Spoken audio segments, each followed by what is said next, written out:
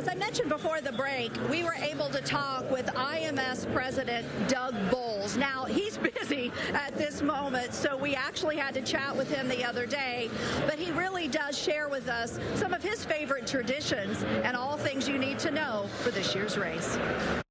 Doug, thanks so much for taking the time to talk to us. I know things are so hectic for you these days.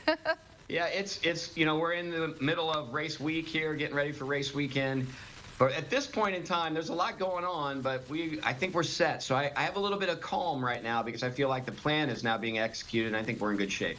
You know, when you talk about that plan, I have to think that literally starting Monday or Tuesday or whatever day after the race, it really all starts for the next year, doesn't it? It does. We actually start planning about 18 months ahead of time. So we're right now in the middle of planning for 2025, even though we haven't even run 2024. But you're right. As soon as the race is over, it really begins in earnest as people start renewing their tickets to get ready for next year.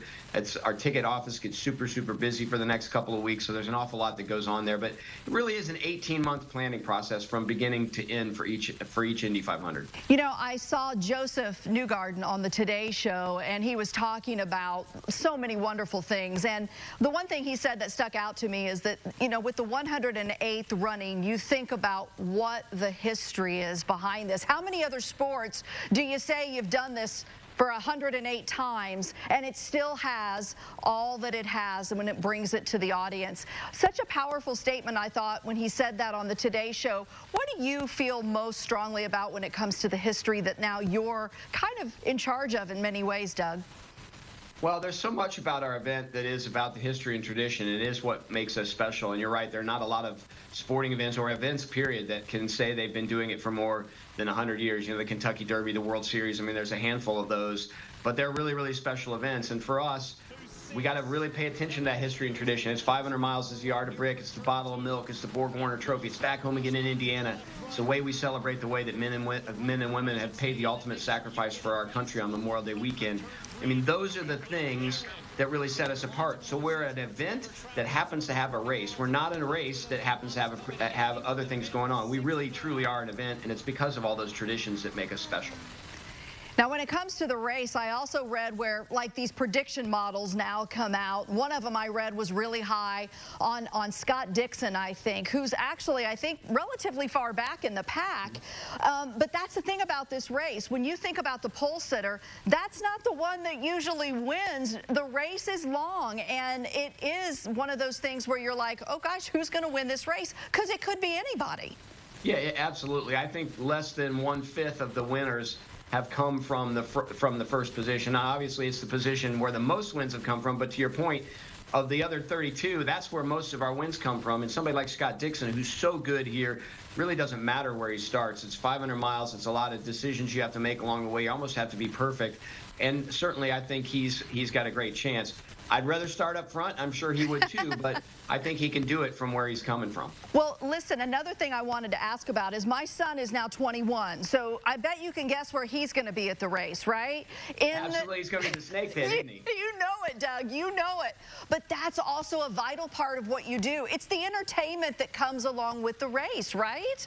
It is, and the snake pit is a great opportunity for us to appeal to those young adults under the age of 30, the bulk of them between that 21 and 25-year-old age group, and it's a great way for us to market to them. And ultimately, those young adults will get to a point where they say, you know what, I love going to the concert, but this year I'm going to maybe see one of the artists I want to see, and I'm going to sit in the grandstands with my buddies because it's what we do on Memorial Day Sunday. So it's a great tool for us to build that next fan so that as folks like me get older and decide to transition out, you've got this next generation in to still protect our history and tradition.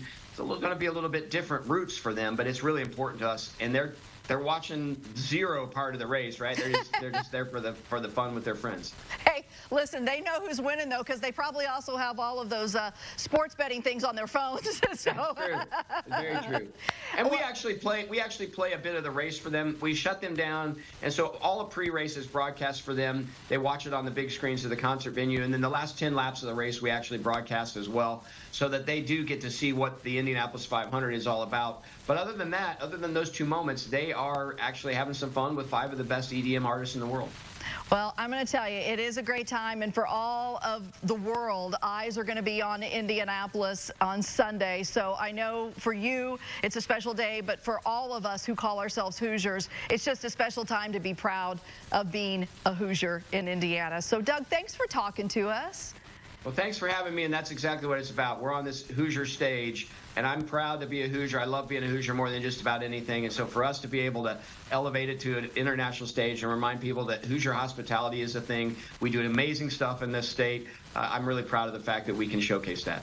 Thanks so much for talking to us. Goosebumps already when I think about back home again in Indiana. I think I get a little teary-eyed. The older I get, Doug, the more sentimental it becomes.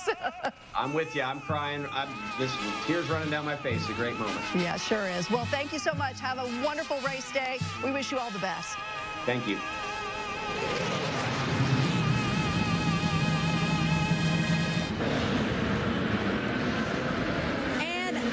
Tradition that Doug did not mention is behind me over my shoulder.